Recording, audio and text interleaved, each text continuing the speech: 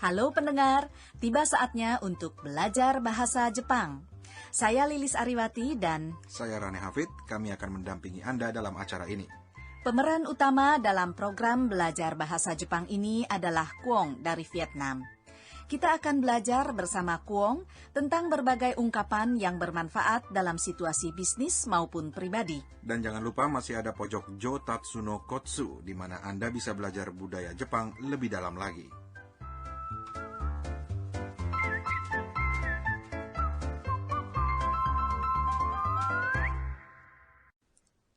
Nah, pendengar, hari ini kita akan belajar cara mengucapkan ya dan tidak dalam bahasa Jepang. Ya dan tidak, bahasa Jepangnya hai dan ie kan? Betul. Jadi ketika ditanya sesuatu, apa bisa kita jawab dengan hai atau ie saja? Wah, Rane, kalau cuma dijawab dengan kata itu saja, percakapannya habis dong sampai di situ. Coba dengarkan dulu ungkapan dasar hari ini yang artinya, ya, saya mengerti. はい、わかりました。 Iya ya, ketika kita minta tolong dan mendapatkan jawaban ini, kedengarannya membuat hati kita lega gitu. Betul, hai artinya ya. Wakalimashita adalah bentuk lampau dari kata kerja wakalimas yang artinya mengerti. Oke, mari kita dengarkan dulu percakapannya. Ibu Yamada yang bertugas memandu Kwon menerangkan proses pekerjaannya dalam sehari. Ketika mengecek jadwal hari ini, tiba-tiba dia menyadari bahwa hari ini ada rapat penting. Nah, inilah percakapan mereka dalam pelajaran ketiga kali ini.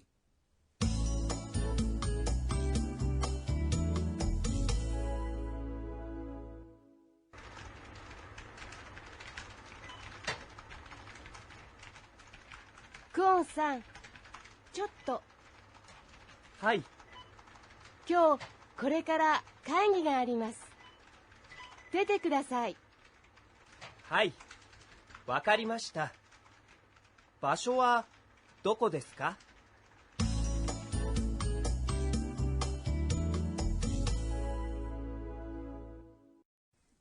Nah, bagaimana pendengar? Apakah Anda bisa menangkap ungkapan dasarnya? Mari kita bahas satu persatu. クオンさん、ちょっと、 Kwon, ada waktu sebentar? Ibu Yamada memanggil Kwong dengan tambahan sang di belakang namanya menjadi Kwong-sang. Chotto biasa dipergunakan kepada teman atau sesama rekan sekerja. Kata ini tidak begitu santun kalau diucapkan kepada atasan. Chotto secara harfiah artinya sedikit. Dalam percakapan tadi, chotto merupakan kependekan dari chotto jikan wo kudasai, yang artinya berikan saya sedikit waktu Anda. はい、 Artinya, ya. 今日これから会議があります。 Hari ini ada rapat, mulai dari sekarang. Kyo artinya hari ini. Kolekara artinya mulai sekarang. Kaigi sama dengan rapat atau pertemuan. Ga adalah partikel yang menunjukkan pokok kalimat. Arimas merupakan kata kerja yang menunjukkan keberadaan, hanya digunakan untuk yang bukan makhluk hidup. Untuk makhluk hidup seperti manusia, binatang, dan sebagainya, dipakai kata imas. Misalnya untuk mengatakan ada Ibu Yamada. Bahasa Jepangnya adalah Yamada Sangga Imas. Ah, begitu. Jadi jenis kata-katanya tergantung ya, apakah makhluk hidup atau bukan ya? Ya, benar. Lalu untuk menyatakan hari ini, bahasa Jepangnya adalah kyo, dengan bunyi o yang panjang. Besok, ashita. Dan kemarin adalah kino, juga dengan huruf o yang panjang. 出てください。 Tolong hadir. Dete adalah kata perintah dari kata kerja demas, yang berarti hadir. Terbentuk dengan akhiran mas yang diubah menjadi akhiran t. Demas menjadi dt. Kudasai adalah kata perintah yang santun, dengan arti tolong atau mohon. Kata kerja berakhiran mas yang diubah menjadi akhiran t, lalu ditambahkan kudasai, mempunyai arti tolong titik-titik. Titik-titik te kudasai. はい、わかりました。 Artinya, ya, saya mengerti. Pendengar, inilah ungkapan dasar kita hari ini. Dan Lilis, apabila kita ingin memberikan jawaban negatif, apakah kita bisa menggunakan kata iye yang merupakan bentuk kata kerja negatif itu? Nah, ini dia. Untuk membentuk kata kerja negatif, kita juga harus mengubah akhiran titik-titik mas menjadi titik-titik maseng. Misalnya, wakarimas menjadi wakarimaseng. Ya, saatnya untuk latihan. Mari kita berlatih membuat kata negatif datang. Bahasa Jepangnya adalah kimas. Cobalah membuat kalimat negatif dari dia datang. 彼は来ます。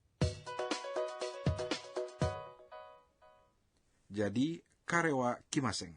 Betul sekali. Oleh karena bentuk negatif adalah dengan mengubah akhiran mas menjadi maseng, maka dia tidak datang, bahasa Jepangnya adalah karewa kimaseng. Mari kita dengarkan lanjutan percakapan mereka.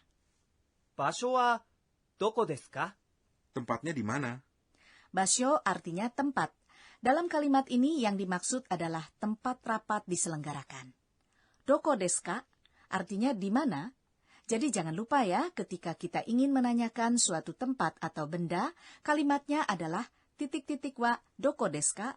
Baiklah, kini kita beralih ke pojok Jotatsu no Kotsu yang berisi kiat untuk mendalami Jepang. Hari ini kami bahas tentang cara menolak yang biasa dipergunakan oleh orang Jepang. Bangsa Jepang sangat mementingkan keharmonisan hubungan antar manusia. Untuk itu kita berusaha menghindari cara penolakan yang tegas karena dapat mempengaruhi hubungan baik selama ini. Misalnya, ketika kita ditawarkan makanan yang tidak kita sukai, maka pertama-tama kita harus memperlihatkan penghargaan atas tawaran tersebut dengan mengucapkan arigatou gozaimasu, yang artinya terima kasih. Lalu setelah itu barulah kata penolakan yang sifatnya mengelak. Chotto, artinya Kata chotto ini berguna sekali karena bisa dipakai untuk memanggil orang dan juga bisa dipakai untuk menolak. Ungkapan yang tidak langsung ini sering dipakai dalam dunia bisnis. Demikian pendengar pojok Jotatsu no Kotsu. Kini mari kita latihan sekali lagi ungkapan dasar hari ini. はい、わかりました。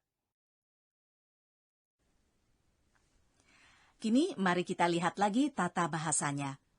Tadi kita sudah mempelajari penggunaan kata hai untuk menjawab atau mengkonfirmasikan hal yang positif.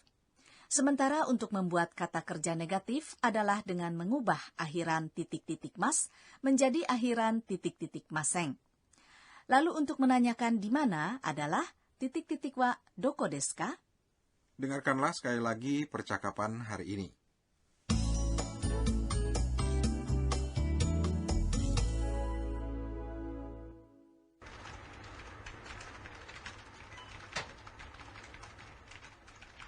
クオンさん、ちょっとはい、今日これから会議があります。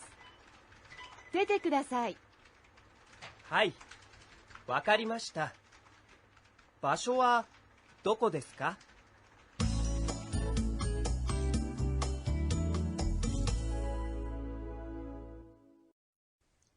Dan jangan lupa ya, inilah kata-kata yang penting untuk diingat. 今日、 Hari ini これから akan segera 会議 rapat あります。 ada 出ます。 hadir わかります。 mengerti 場所 tempat どこ di mana. Pendengar, sekianlah pelajaran ketiga belajar bahasa Jepang ini. Hari ini kita belajar penggunaan hai dan iye. Lain kali kita akan belajar tentang cara menanyakan waktu. Sampai berjumpa lagi di pelajaran berikutnya. Sayonara.